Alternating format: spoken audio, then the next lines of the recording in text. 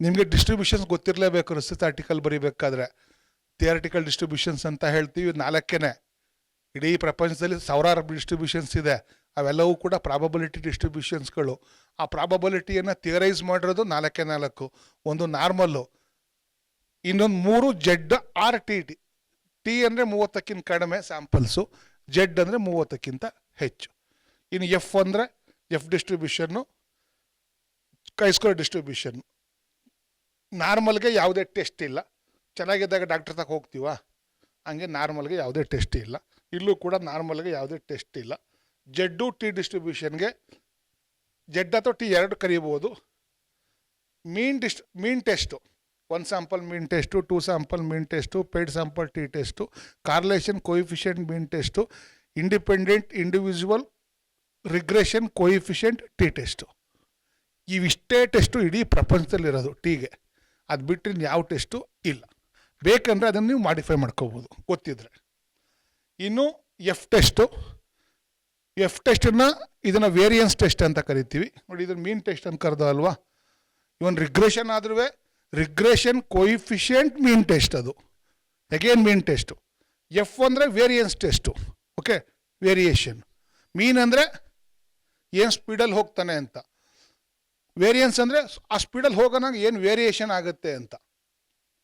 Okay, ಮೈಸೂರಿಂದ ಬೆಂಗಳೂರಿಗೆ ಎಷ್ಟು ಸ್ಪೀಡಲ್ಲಿ ಹೋದ ಅಂತ. ಎಲ್ಲ ಕಡೆ ಅದೇ ಸ್ಪೀಡಲ್ಲಿ ಹೋದ್ನಾ? ಇಲ್ಲ, ಸ್ವಲ್ಪ ವೇರಿಯೇಷನ್ಸ್ ಇತ್ತು. ಏನದು ಅಂತ. Okay, that is variance. So ವೇರಿಯನ್ಸಲ್ಲಿ 1 sample variance test, sorry 1 sample ಈ ಕಡೆ ಬಂದ್ಬಿಡ್ತದೆ. ಇದು 2 sample variance test, overall significance of the regression model, and then pure variance test. 3 test ಬರೋವಂಥದ್ದು. ಅದು ಬಿಟ್ಟು ಇನ್ನೇನು ಬರಲ್ಲ. ಕೈ-ಸ್ಕ್ವೇರ್ನ ಇದು non parametric test, 1 sample variance test, and then goodness of fit test and association test. 3 ಟೆಸ್ಟ್ಗಳು ಬರ್ತವೆ. ಬೇಕಂದರೆ ಮಾಡಿಫೈ ಮಾಡ್ಕೊಂಡು ಹೋಗ್ಬೋದು. ಇಡೀ ಪ್ರಪಂಚದಲ್ಲಿ ಇರೋದೇ ಬೇರೆ ಬೇರೆ ಡಿಸ್ಟ್ರಿಬ್ಯೂಷನ್. ಎಕನಾಮಿಕ್ಸ್ಗೆ ಬಂದುಬಿಟ್ರೆ ನಮಗೆ ಟಾರ್ ಡಿಸ್ಟ್ರಿಬ್ಯೂಷನ್ ಅಂತ ಐತೆ, ಗ್ರಾಂಜುಲರ್ ಡಿಸ್ಟ್ರಿಬ್ಯೂಷನ್ಸ್ ಅಂತ ಐತೆ. ಅದು ಸಬ್ಜೆಕ್ಟಿವ್, ಬೇರೆ ಬೇರೆ ಕಾರಣಕ್ಕೆ. ಜನರಲ್ ಆಗಿ ಅದು ಸೈನ್ಸ್ ಆಗಿರಲಿ, ಕಾಮರ್ಸ್ ಆಗಿರಲಿ, ಮ್ಯಾನೇಜ್ಮೆಂಟ್ ಆಗಿರಲಿ, ಎಕನಾಮಿಕ್ಸ್ ಆಗಿರಲಿ, ಎಲ್ಲರೂ ಬಳಸೋದು ಇವು 3 ಡಿಸ್ಟ್ರಿಬ್ಯೂಷನನ್ನು. The whole research world uses only 3 distributions. Okay, 3 distribution, 11 techniques. ಅವುಗಳನ್ನ ಮಾಡಿಫೈ ಮಾಡ್ಕೊಳ್ತಾ ಹೋಗ್ಬೋದು ಬೇಕಾದ್ರೆ. ನಾನು ಆಗಲೇ ಹೇಳಿದ್ನಲ್ಲ, ಸ್ಯಾಂಪಲ್ ಸೈಜನ್ನು ಕೇಳಿದ್ನಲ್ಲ, ಅದಕ್ಕೆ ಫಾರ್ಮುಲಾ ಇದು: Z² into expected probability of the population proportion 1 - p divided by error square. ಜೆಡ್ಗೆ ಜೆಡ್ ಫಾರ್ಮುಲಾ ಇದೆ, ಈಗ ಈ ಫಾರ್ಮುಲಾ ಇದೆ. ರಿಸಲ್ಟ್ಸ್ ಆ್ಯಂಡ್ ಇಂಟರ್ಪ್ರಿಟೇಷನ್ನು ಹೇಗೆ ಮಾಡ್ತೀವಿ ಅಂತ ನೋಡಿ. ಇಲ್ಲಿ ಇವು 3 ಸುಮ್ಮನೆ ಕಂಡೀಷನ್ಸ್ ಹೇಳ್ತಾ ಇರೋದು: statements, illustrations, reasoning, logical, systematic, sequencing of arguments. And then ಸಾಧ್ಯವಾದಷ್ಟು ಸಿಂಪಲ್ ಆಗಿರಲಿ. ಏನು ಹೇಳ್ತಾರಲ್ಲ, ರಿಪೀಟೆಡ್ ವರ್ಡ್ಸ್ಗಳನ್ನು ಯೂಸ್ ಮಾಡಬಾರ್ದು. ತುಂಬ ಗ್ಲೋರಿಫೈ ಮಾಡಿ ವೆರಿ ಬ್ಯೂಟಿಫುಲ್ ಬೇಕಾಗಿಲ್ಲ. ಬ್ಯೂಟಿಫುಲ್ಲೇ. ಅನ್ನನೇ, ಬಿಳಿ ಅನ್ನಂದು ಯಾಕೆ ಅನ್ಬೇಕು? ಅನ್ನನೇ ಬೆಳಗಿರತ್ತಾನೆ. Not necessary. ಉತ್ಪ್ರೇಕ್ಷೆಗಳನ್ನು ಮಾಡೋದು ರಿಸರ್ಚ್ನಲ್ಲಿ ಇಲ್ಲ. ಉತ್ಪ್ರೇಕ್ಷೆಗಳನ್ನು ಮಾಡೋವಂಥದ್ದು ರಿಸರ್ಚ್ನಲ್ಲಿ ಇಲ್ಲ. ಸಿಂಪಲ್ ಆಗಿರಲಿ, ಮೀನಿಂಗ್ಫುಲ್ ಆಗಿರಲಿ, ನಿಮಗಲ್ಲ ಬೇರೆಯವ್ರಿಗೆ ಅರ್ಥ ಆಗಂಗಿರಲಿ. ರೈಟಾ? That is understandable. ಏನೇನು ಹೇಳ್ಬೋದು, ಇಂಟರ್ಪ್ರಿಟೇಷನ್ ಮಾಡ್ಬೋದು. ಸ್ಟೇಟಸ್ ಎಕ್ಸ್ಪ್ಲನೇಷನ್ ಏನಿದೆಯೋ ಹಾಗೆ ಇರೋದು, ಹಿಂಗಿದೆ. ನೆಕ್ಸ್ಟು ಡಿಫ್ರೆನ್ಸಸ್ನ ಹೇಳ್ಬೋದು. ಹೆಣ್ಮಕ್ಳಿಗಿಂತ ಗಂಡು ಮಕ್ಕಳು ಕಡಿಮೆ ಗಂಟೆ ಓದ್ತಾರೆ, ಹೆಚ್ಚು ಮಾರ್ಕ್ಸ್ ತೆಗಿತಾರೆ. ಅದಲ್ಲ, ಸುಮ್ಮನೆ ಹೇಳಿದ್ದು ಸುಳ್ಳು. ನಾನು ಹೇಳೋದೆಲ್ಲ ಸುಳ್ಳು, ಸರಿನಾ? ಓಕೆ, ಮೊದಲೇ ಹೇಳ್ಬಿಡೋಣ. ಮಂಡ್ಯಕ್ಕಿಂತ ಮೈಸೂರಿನಲ್ಲಿ ಭತ್ತ ಜಾಸ್ತಿ ಬೆಳೀತಾರೆ. ಓಕೆ, ಮಂಡ್ಯ ಮೈಸೂರಿಗಿಂತ ರಾಯಚೂರಿನಲ್ಲಿ ತುಂಬ ಹೆಚ್ಚು ಭತ್ತ ಬೆಳೀತಾರೆ. ಪ್ರೊಡಕ್ಟಿವಿಟಿ ಹೈ ಇದೆ. ಏನಿಲ್ಲ, ಅವರು 45 ಕ್ವಿಂಟಲ್ ಗಂಟ ಭತ್ತ ಬೆಳೀತಾರೆ. ಮಂಡ್ಯದವ್ರು ಏನೇ ಕಷ್ಟಪಟ್ಟರು 20 ಕ್ವಿಂಟಲ್ ಮೇಲೆ ಬೆಳೆಯೋಕ್ಕಾಗಲ್ಲ. This is true. ಸ್ಟಡಿ ಮಾಡಿ ಅಲ್ಲಿ ಯಾಕಂಗೆ ಇಲ್ಲಿ ಯಾಕಿಂಗೆ ಅಂತ ಅಲ್ವಾ. 40 ಕ್ವಿಂಟಲಲ್ಲಿ 20 ಕ್ವಿಂಟಲಲ್ಲಿ ಮಂಡ್ಯದಲ್ಲಿ 20 ಕ್ವಿಂಟಲ್ ಮೇಲೆ ಯಾವುದೇ ಕಾರಣಕ್ಕೂ ಬೆಳೆಯೋಕ್ಕಾಗಲ್ಲ. ನೀವು ಹೆಂಗಾರು ಗೊಬ್ಬರ ಹಾಕಿರಿ, ಯಾವ್ದಾರು ತಳಿ ಬೆಳೆಸ್ಕೊಳ್ಳಿ. ಬಟ್ ಅಲ್ಲಿ ನಾರ್ಮಲಾಗಿ 40 ಕ್ವಿಂಟಲ್ ಬೆಳೀತಾರೆ. ಹೊಸಪೇಟೆ, ಬಳ್ಳಾರಿ, ಹೊಸಪೇಟೆ, ರಾಯಚೂರು, ಕೊಪ್ಪಳ ಆ ಸೈಡಲ್ಲಿ, ಗಂಗಾವತಿ. ನನಗೆ ಆಶ್ಚರ್ಯ ಆಗೋಯಿತು. ಒಂದು ಹುಡುಗಿ ಪ್ರಾಜೆಕ್ಟ್ ವರ್ಕ್ ಮಾಡಿತ್ತು, ನಾನೇ ಹೋಗಿದ್ದೆ. 45, 43, 42 ಎಲ್ಲೋ ಸ್ಮೈಲ್ ಬರ್ಕೊ ಬಂದಿರ್ಬೋದು ಅಂತ.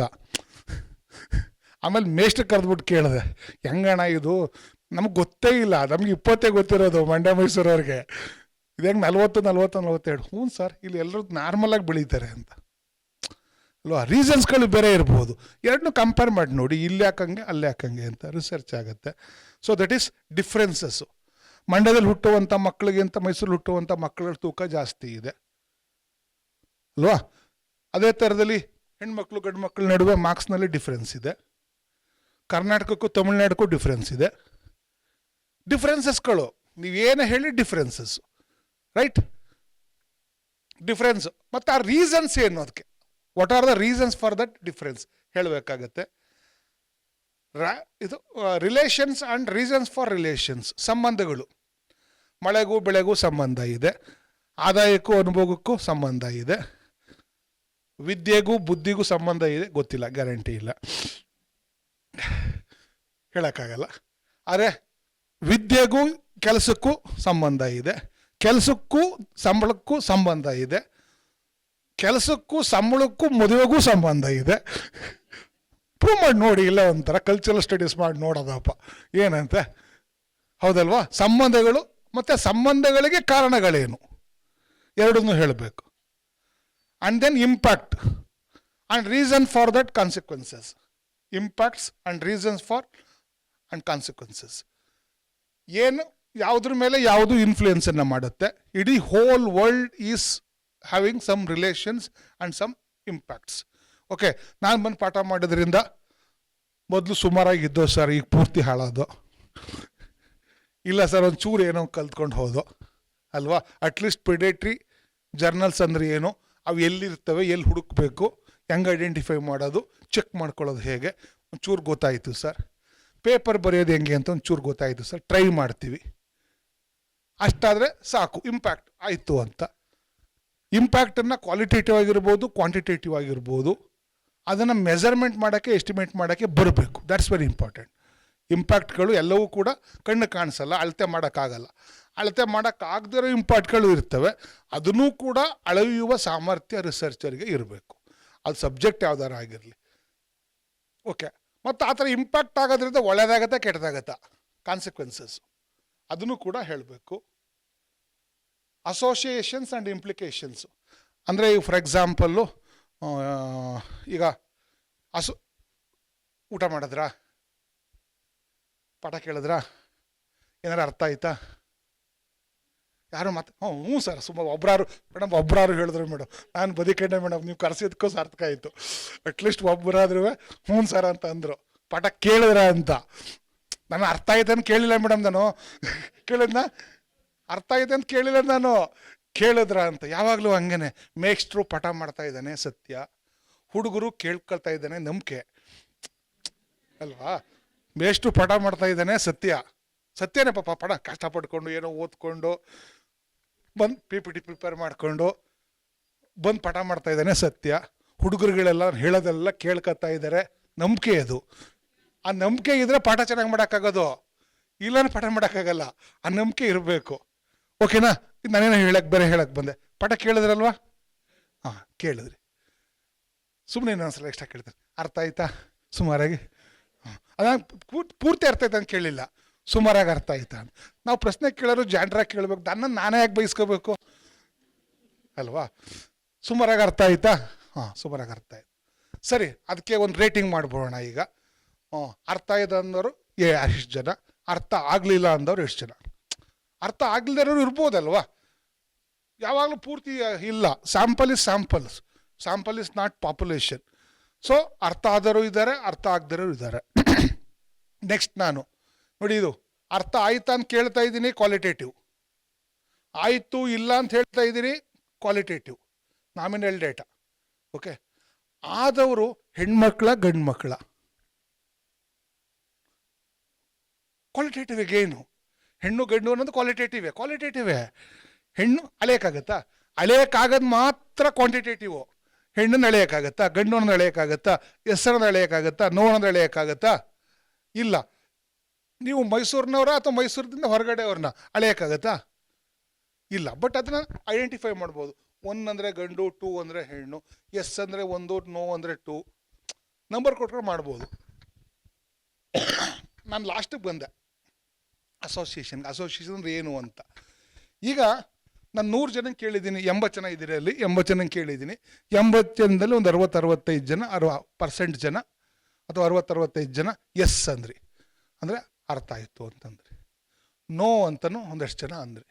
ನಾನೀಗ ಕೈ ಸ್ಕ್ವೇರ್ ಮಾಡಿಬಿಟ್ಟು ಟೆಸ್ಟ್ ಮಾಡಿ ನೋಡ್ತೀನಿ ಒಪಿನಿಯನ್. ಯಾಕಂದರೆ ನಾನು ಎಸ್ ಕಡೆಗೂ ಹೋಗೋಕ್ಕಾಗಲ್ಲ, ನೋ ಕಡೆಗೂ ಹೋಗೋಕ್ಕಾಗಲ್ಲ.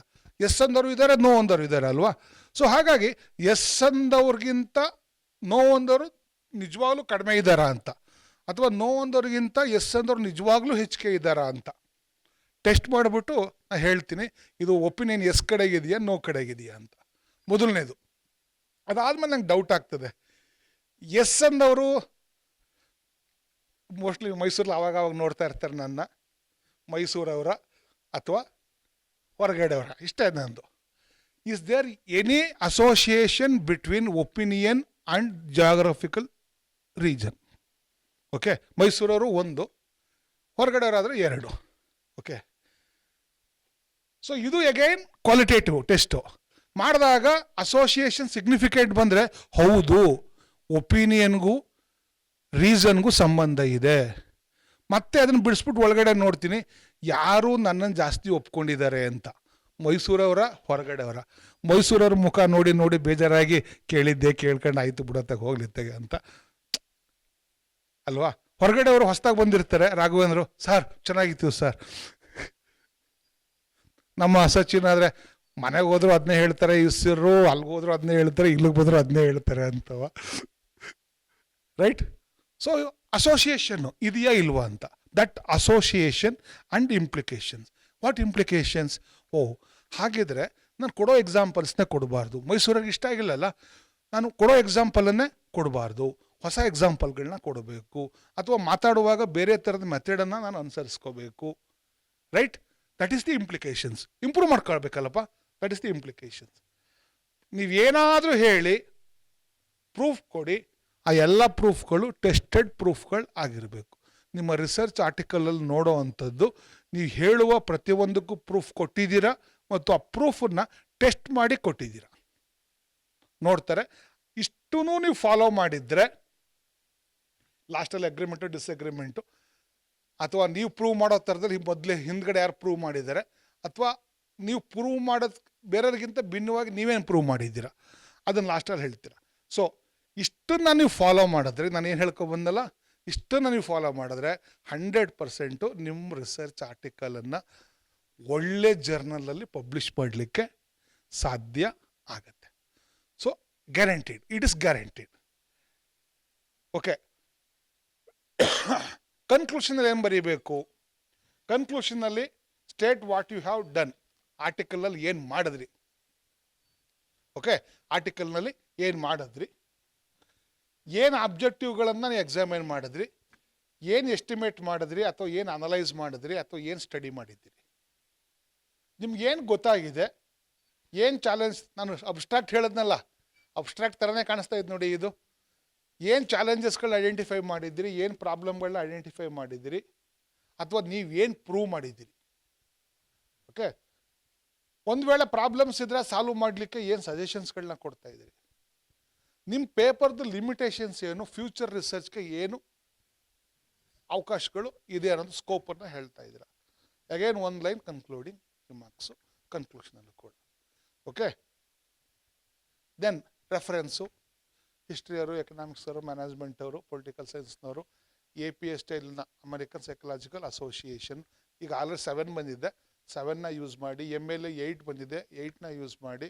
ಚಿಕಾಗೋ ಸೈನ್ಸ್ನವರಾದರೆ ಚಿಕಾಗೋ ಸ್ಟೈಲನ್ನು ಯೂಸ್ ಮಾಡಿ, 15 ಆಗಿದೆ, ಈಗಾಗಲೇ 16ಕ್ಕೆ ಬಂದಿದೆ. ಅಪ್ಡೇಟೆಡ್ನ ಯೂಸ್ ಮಾಡಿ.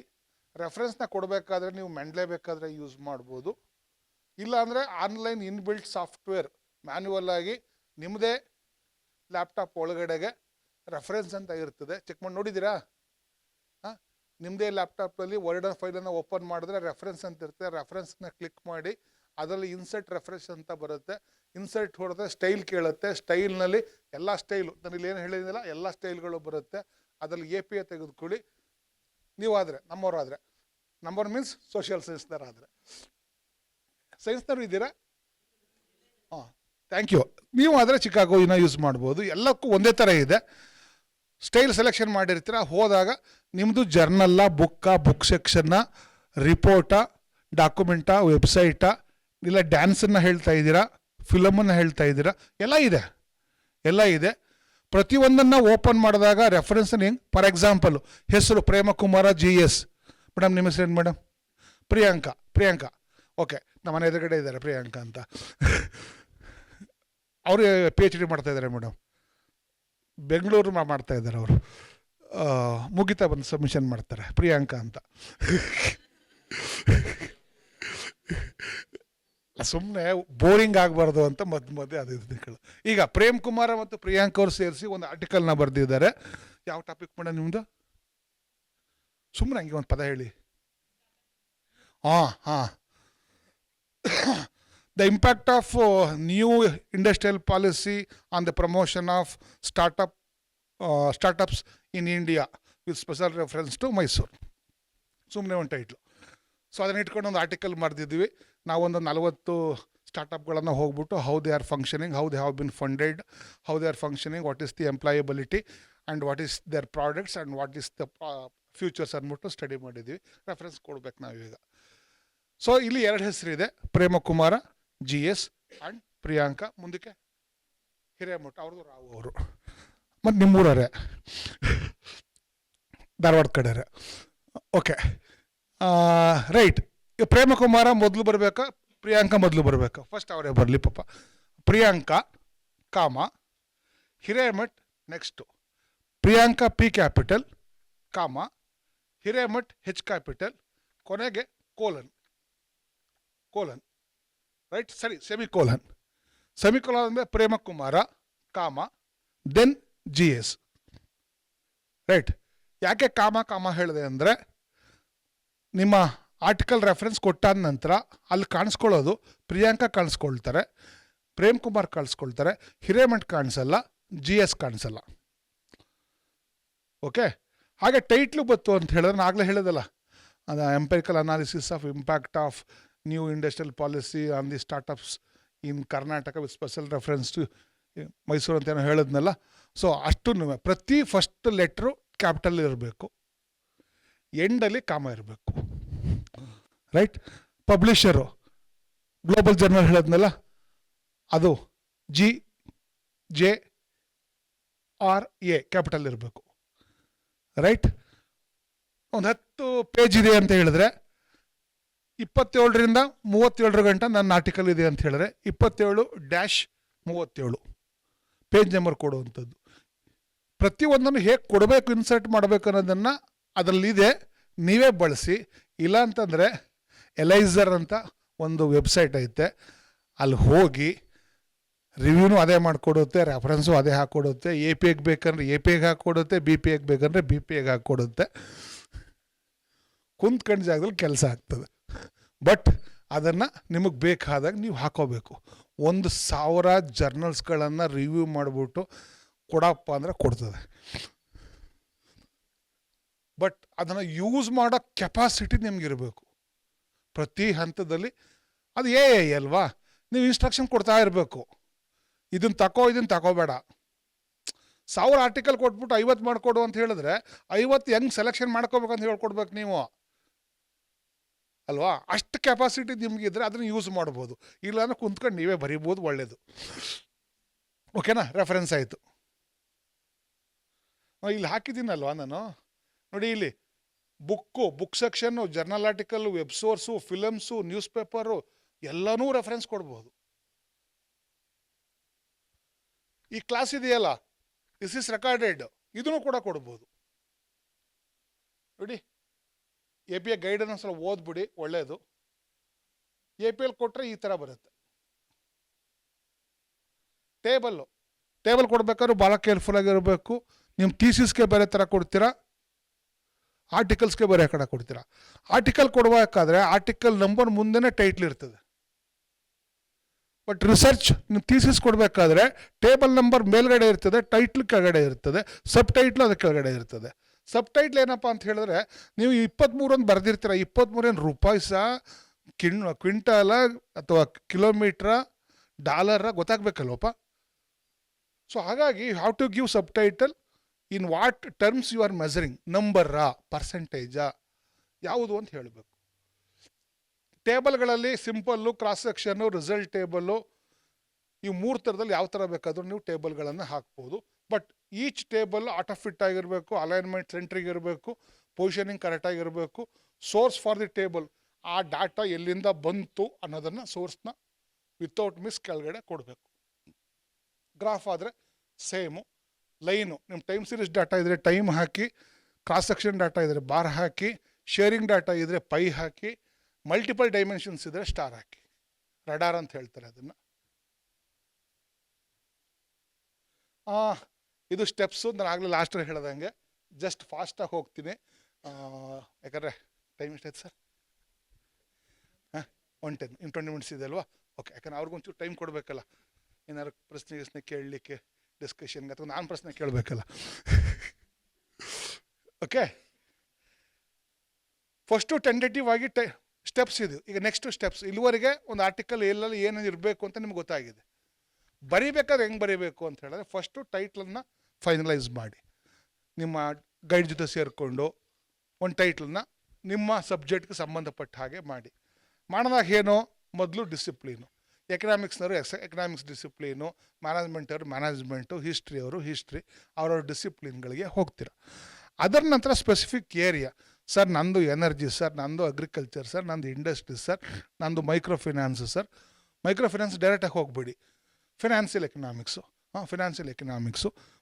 ಎಕನಾಮಿಕ್ಸು ಏರಿಯಾಕ್ಕೆ ಹೋಗಿ, ಅದರಲ್ಲಿ ಏನು ಇಶ್ಯೂಸ್ಗಳು ಇದೆ ಮತ್ತು ರೆಫರೆನ್ಸಸ್ಗಳನ್ನು reason wise take 1 or 2 weeks to see how the title have framed in the previous works.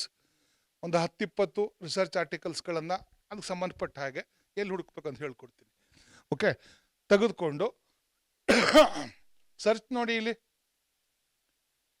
.in, .com, .org organisation .com, libraries, subject, related websites, ರಿಪೆಕ್ಗೆ ಹೋಗಿ ಬೇಜಾನ್ ಸಿಗುತ್ತೆ, ಐಡಿಯಾಸ್ಗೆ ಹೋಗಿ ಸಿಗುತ್ತೆ, SSRNಗೆ ಹೋಗಿ ಸಿಗುತ್ತೆ, ಸೈನ್ಸ್ ಡೈರೆಕ್ಟ್ಗೆ ಹೋಗಿ ಸಿಗುತ್ತೆ, ರಿಸರ್ಚ್ ಗೇಟ್ಗೆ ಹೋಗಿ ಸಿಗುತ್ತೆ, ವೆಬ್ ಆಫ್ ಸೈನ್ಸ್ಗೆ ಹೋಗಿ ಸಿಗುತ್ತೆ. ಏನೂ ಬೇಡ, ಗೂಗಲ್ಗೆ ಹೋಗ್ಬಿಟ್ಟು ನಿಮ್ಮ ಟಾಪಿಕ್ನ ಬರೀರಿ, ಆರ್ಟಿಕಲ್ಸ್ ಆನ್ ಸೋ ಅಂತ ಬರೀರಿ, ಲಿಸ್ಟ್ ಗಟ್ಟಲೆ ಒಂದು ಅಷ್ಟು ಕೊಡ್ತದೆ. ಎಲ್ಸ್ವೇರ್ಗೆ ಹೋಗಿ ಸಿಗುತ್ತೆ, ಲಕ್ಷಾಂತರ ಆರ್ಟಿಕಲ್ಸ್ಗಳು, ಕೋಟ್ಯಾಂತರ ಆರ್ಟಿಕಲ್ಸ್ಗಳು ಸಿಗುತ್ತೆ. ಓಕೆ, ಸಿಕ್ಕಿದ ಮೇಲೆ ಆ ಆರ್ಟಿಕಲ್ಗಳಲ್ಲಿ ಟೈಟ್ಲ್ಗಳು ಹೆಂಗೆ ಬರೆದಿದ್ದಾರೆ. ಈಗ ಫಾರ್ ಎಕ್ಸಾಂಪಲ್ ಸಸ್ಟೈನಬಲ್ ಡೆವಲಪ್ಮೆಂಟ್ ಅಂದರೆ ಒಂದೇ ಪದ ಮೇಯ್ನು, ಹಿಂದಕ್ಕೆ ಮುಂದಕ್ಕೆ ಹೆಂಗೆ ಕೂರಿಸಿದ್ದಾರೆ ಅಂತ ಅಲ್ವಾ. ಹಿಂದಕ್ಕೆ ಮುಂದಕ್ಕೆ ಟೈಟ್ಲ್ಗಳನ್ನ ಹೇಗೆ ಫ್ರೇಮ್ ಮಾಡಿದ್ದಾರೆ. ಒಂದು 10-20 ಆರ್ಟಿಕಲ್ಸ್ಗಳನ್ನ ನೋಡಿದ್ರೆ ಡೆಫಿನೆಟ್ ಆಗಿ ನಿಮ್ಮ ಆರ್ಟಿಕಲ್ನ ಟೈಟ್ಲ್ ಹೇಗೆ ಬರೀಬೇಕು ಅಂತ ಗೊತ್ತಾಗುತ್ತೆ. ಟೆಂಟೇಟಿವ್ ಆಗಿ ಫಿಕ್ಸ್ ಮಾಡಿ. ಓಕೆ, ಒಂದು 20 ವರ್ಕ್ ತೆಗೆದುಕೊಂಡು ಒಂದು ಚಾರ್ಟನ್ನ ಪ್ರಿಪೇರ್ ಮಾಡಿ. ಒಂದು 20-30 ಆರ್ಟಿಕಲ್ಸ್ಗಳನ್ನ ತೆಗೆದುಕೊಂಡು ಒಂದು ಚಾರ್ಟ್ ಪ್ರಿಪೇರ್ ಮಾಡಿ. ಏನು ಚಾರ್ಟ್ನಲ್ಲಿ ಇರಬೇಕು, ಏನೇನು ಇಶ್ಯೂಸ್ಗಳನ್ನು ಐಡೆಂಟಿಫೈ ಮಾಡಿದ್ದಾರೆ, ಏನೇನು ಡಾಟಾವನ್ನು ಯೂಸ್ ಮಾಡಿದ್ದಾರೆ, ಏನೇನು ಟೆಕ್ನಿಕ್ಸನ್ನು ಇದು ಮಾಡಿದ್ದಾರೆ, ಏನೇನನ್ನು ಪ್ರೂವ್ ಮಾಡಿದ್ದಾರೆ. ಓಕೆ, ಅಷ್ಟನ್ನು ಒಂದು ಚಾರ್ಟ್ ಮಾಡ್ತಾ ಹೋಗಿ, ಮೆಥಡಾಲಜಿ. ಆ ಡ್ರಾಫ್ಟ್ ಮಾಡಾದ್ಮೇಲೆ ಆ ಡ್ರಾಫ್ಟ್ನ ಯೂಸ್ ಮಾಡ್ಕೊಂಡು ರಿವ್ಯೂ ಆಫ್ ಲಿಟ್ರೇಚರ್ ಮಾಡಬೇಕು. The most of the previous studies have studied the issues related to ಕಮ 4-5 ಇಶ್ಯೂಸ್ಗಳು. ಒಂದೊಂದು ಇಶ್ಯೂಸ್ನ ಒಬ್ಬೊಬ್ಬ ಮಾಡಿರ್ತಾನಲ್ವಾ, ಅವನು ರೆಫರೆನ್ಸ್ ಅಲ್ಲಲ್ಲೇ ಕೊಡಬೇಕು. The most of the previous studies have studied the relationship between the income and consumption. ಯಾರೋ ಮಾಡಿರ್ತಾನೆ, ಅದು 2-3 ಜನ ಮಾಡಿರ್ತಾರೆ, ಅವ್ರು 3 ಜನದ ರೆಫರೆನ್ಸ್ ಕೊಡಿ. Okay, some studies have used primary data. ಯಾರು ಪ್ರೈಮರಿ ಡೇಟಾ ಕೊಟ್ಟಿದ್ದಾರೆ ಅವ್ರದ್ದೆಲ್ಲ ರೆಫರೆನ್ಸ್ ಕೊಡಿ. The studies have used population data. Census data ಯಾರು ಯೂಸ್ ಮಾಡಿದ್ದಾನೆ ಅವನ ರೆಫರೆನ್ಸ್ ಕೊಡಿ. ಏನೋ ಟೆಕ್ನಿಕ್ಸ್ನ ಯೂಸ್ ಮಾಡಿದ್ದಾರೆ, ಯಾರು ಯಾವ್ಯಾವ ಟೆಕ್ನಿಕ್ ಯೂಸ್ ಮಾಡಿದ್ದಾರೆ. Some studies have tried to prove the difference between so and so, difference in income, difference in consumption, the regional impact on the consumption. So ಅದಕ್ಕೆಲ್ಲ ರೆಫರೆನ್ಸ್ ಪ್ರತಿಯೊಂದಕ್ಕೂ ರೆಫರೆನ್ಸ್ ಕೊಡಬೇಕು. Reference is must, ಕೊಡ್ತಾ ಹೋಗಿ. So ಈ ಥರ ಮಾಡಿದಾಗ ನಿಮ್ಗೆ review of literature prepare ಆಗೋಗುತ್ತೆ. ಆಮೇಲೆ ಅಷ್ಟು ಮಾಡೋ ಅಷ್ಟರಲ್ಲಿ ಗ್ಯಾಪ್ ಕೂಡ ನಿಮ್ಗೆ ಗೊತ್ತಾಗಿರ್ತದೆ. ಸೈನ್ಸ್ನವ್ರಿಗಾದ್ರೂ ಅಷ್ಟೇ, ಆ ಸೈನ್ಸ್ನವ್ರು ಏನು ಮಾಡ್ತಾರೆ, ಇದಕ್ಕಿಂತ ಇದು ದೊಡ್ಡದು, ಇದಕ್ಕಿಂತ ಇದು ಒಳ್ಳೆಯದು, ಇದಕ್ಕಿಂತ ಇದು ಚಿಕ್ಕದು, ಹಿಂಗಾದ್ರೆ ಹಿಂಗಾಗುತ್ತೆ, ಹಿಂಗಾದ್ರೆ ಹಿಂಗಾಗುತ್ತೆ. ಬಾಟ್ನಿಯವ್ರು ಏನು ಮಾಡ್ತಾರಪ್ಪ, 2 ಗಿಡ ನೆಡ್ತಾರೆ, ಒಂದಕ್ಕೆ ಇಂಜೆಕ್ಷನ್ ಕೊಡ್ತಾರೆ, ಒಂದಕ್ಕೆ ಕೊಡೋದಿಲ್ಲ. ಇಂಜೆಕ್ಷನ್ ಕೊಟ್ಟಿದ್ದು ಉದ್ದ ಬೆಳೀತಾ, ಕೊಡದೇ ಇದ್ದಿದ್ದು ಉದ್ದ ಬೆಳೀತಾ ಅಂತ ಒಂದು 20 ದಿನ ಆದಮೇಲೆ ಚೆಕ್ ಮಾಡ್ತಾರೆ. Am I right? ಸೈನ್ಸ್ನವರು. So they are growing 2 plants, right? One is given injection, one is not given injection. One has been treated, one has not been treated. After 20 days, 30 days, they will measure what is the length of the growth, how they have grown. Is there any difference or not? They have planted more than 30 plants, then they make the comparison. Oh, this is effective, this is not effective, this treatment is effective, this treatment is not effective. Okay, so this is how they also use tests. Science ನವರು ಕೂಡ test ಬಳಸ್ತಾರೆ, ಪೇಪರ್ನ ಮಾಡೋಕ್ಕಾಗಲ್ಲ. That's very, very important. I also go and teach how to use techniques and how to test your results. Okay. Then identify the works of same kind or related works. ಇದಾಯ್ತಲ್ಲ, review of literature ಈಗಾಗಲೇ helps to, once you have done your review of literature, you will be able to write to the introduction, importance, relations, interdependency, causes and consequences, and all these are base for your paper. So write draft introduction, develop the research methodology, what data you need to use, what techniques, models, design, write draft introduction, and then write research methodology, make sure the availability of data. So this is also very important. If you are creating data on your own, that's okay. But if you are depending on that some other sources, will you get that data? That also very, very important. Without data you cannot write. So will you get that data? So that is also very, very important. Okay. ಡಾಟಾಗೆ sources ತುಂಬ ಇದೆ. Data ಸಿಕ್ಕಿದಾಗ you have to make ensure that where you are getting that data, adequacy, authenticity, comparability, and usability. That's also very, very important. Once you use some data, but after that somebody filed a case, what will you do? No. So once you have data and used all the techniques, obtain the results. ಮೊದಲೆಲ್ಲ ಏನು ಮಾಡ್ತಾ ಇದ್ರು, on their own they calculate the results. Okay, growth rate calculate ಮಾಡೋರು, comparison T test calculate ಮಾಡೋರು. But ನವೆ days we have softwares. SPSS ಇದೆ, EVS ಇದೆ, ಗ್ರೆಟಲ್ ಇದೆ, RR ಇದೆ, ಸಮ್ ಎಕ್ಸ್ಟೆಂಟ್ ಟುಡೇ ಪೈಥಾನ್ ಇದೆ, ಪೈಥಾನ್ ಬೇಸ್ಡ್ ರಿಗ್ರೆಷನ್ ಅನಾಲಿಸಿಸ್ ಇದೆ, Python based your ಎಕನಾಮೆಟ್ರಿಕ್ analysis ಇದೆ, ಪೈಥಾನ್ ಬೇಸ್ಡ್. ನಮ್ಮ ಇಂಜಿನಿಯರಿಂಗ್ ಓದ್ತಾರಲ್ಲ ಅವರು ಪೈಥಾನ್ನ ಕಲಿತಾರೆ, ಬಟ್ ರಿಗ್ರೆಷನ್ ಯಾಕೆ ಮಾಡ್ತೀವಿ ಅಂತ ಗೊತ್ತಿಲ್ಲ, ಬಟ್ ಮಾಡ್ತಾರೆ ಅವರು. Visualise regression they do by using Python, but they don't know. For them in Delhi School of Economics, in Xavier College, Bombay, they teach economics. Why do and how do use the Python for regression analysis? Okay. So the combination of economics and engineering, there is only one place in India, IIT Kharagpur. There they teach engineering economics. Now there are 2 courses opening in IIM Bangalore. One is economics with data science, economics with machine learning, ML, machine learning. High demand ಇರುವಂಥ course. And then economics with visual science, saint Xavier college Bombay. ಸಂಬಳ ಏನು ತುಂಬ ಕಡಿಮೆ ಕೊಡ್ತಾರೆ, ಜಾಸ್ತಿ ಏನಿಲ್ಲ. Scent ಜೇವಿಯರಲ್ಲಿ ನೀವು ಸೇರ್ಕೊಂಡು ಸೀಟ್ ಸಿಕ್ಕಿದ್ರೆ ನಿಮ್ಮ ಫುಲ್ ಎಕ್ಸ್ಪೆನ್ಸಸ್ಸನ್ನು ಅವ್ರು ನೋಡ್ಕೋತಾರೆ, ಕಂಪ್ನಿಗಳು ನೋಡ್ಕೋತವೆ. ನೀವು ಹೊರಗೆ ಬಂದರೆ ಮಿನಿಮಮ್ ಒಂದು 20-30 ಲಕ್ಷ ಕೊಡ್ತಾರೆ ತಿಂಗಳಿಗೆ. ಹಾಂ, ಬಟ್ ಸೀಟ್ ಸಿಗೋದು ಅಷ್ಟೇ ಕಷ್ಟ ಇದೆ. IIT ಖರಗ್ಪುರದಲ್ಲಿ ನೀವು ಹೊರಗಡೆ ಬಂದರೆ your salary starts in crores, because only 42 students. Only 42 students. Try at least ನಿಮ್ಮ ತಮ್ಮಂದ್ರ ತಂಗಿಯಂದ್ರಿಗೆ ಮಕ್ಕಳಿಗಾದ್ರೂ ಹೇಳಿ, ಇಂತಿಂಥ ಕೋರ್ಸ್ಗಳು ಇಂಡಿಯಾದಲ್ಲಿ ಕೂಡ ಇದ್ದಾವೆ, ಕೋಟಿಗಟ್ಟಲೆ ಸಂಬಳ ಕೊಡೋವಂಥವು. ಓಕೆ, ಸೊ ರಿಸಲ್ಟ್ಸ್ನ ತಗೊಳಕ್ಕೆ ಬಂದೆ ನಾನು. ಈ ಥರ ಸಾಫ್ಟ್ವೇರ್ಗಳೆಲ್ಲ ಇದ್ದಾವೆ, ಪ್ಲೀಸ್ ಕಲೀರಿ. ಯೂಟ್ಯೂಬಲ್ಲಿ SPSSನ ಯೂಸ್ ಮಾಡೋದು ಹೇಗೆ ಅಂತ ಕಲೀರಿ. ಡಾಟಾನ ಎಂಟ್ರಿ ಮಾಡೋದು ಹೇಗೆ, ರಿಸಲ್ಟ್ಸ್ ತೆಗೆದುಕೊಳ್ಳೋದು ಹೇಗೆ, ಯೂಸಲ್ಲಿ ಡಾಟಾ ಎಂಟ್ರಿ ಮಾಡೋದು ಹೇಗೆ, ರಿಸಲ್ಟ್ಸ್ ತೆಗೆದುಕೊಳ್ಳೋದು ಹೇಗೆ. ನಾವು ಗಳಿಕೆರೆ ಅಂತ ಒಂದು ಸಣ್ಣ ಹಳ್ಳಿಯಿಂದ, ಅಣ್ಣವ್ರಿಗೆ ಗೊತ್ತು, ಚಿಕ್ಕ ಹಳ್ಳಿಯಿಂದ ಕನ್ನಡ ಮೀಡಿಯಮಲ್ಲಿ ಓದ್ಕೊಂಡು ಬಂದಂಥ ಜನ. ಸೊ ಇವತ್ತು 10-15 ಸಾಫ್ಟ್ವೇರ್ನ ಯೂಸ್ ಮಾಡ್ತೀನಿ. I am capable of using 10 to 15 softwares, different varieties. Even if I am not studied engineering, but I use Python. I use Python to visualize the regression results. I teach my daughter how to use Python for solving the practical problems.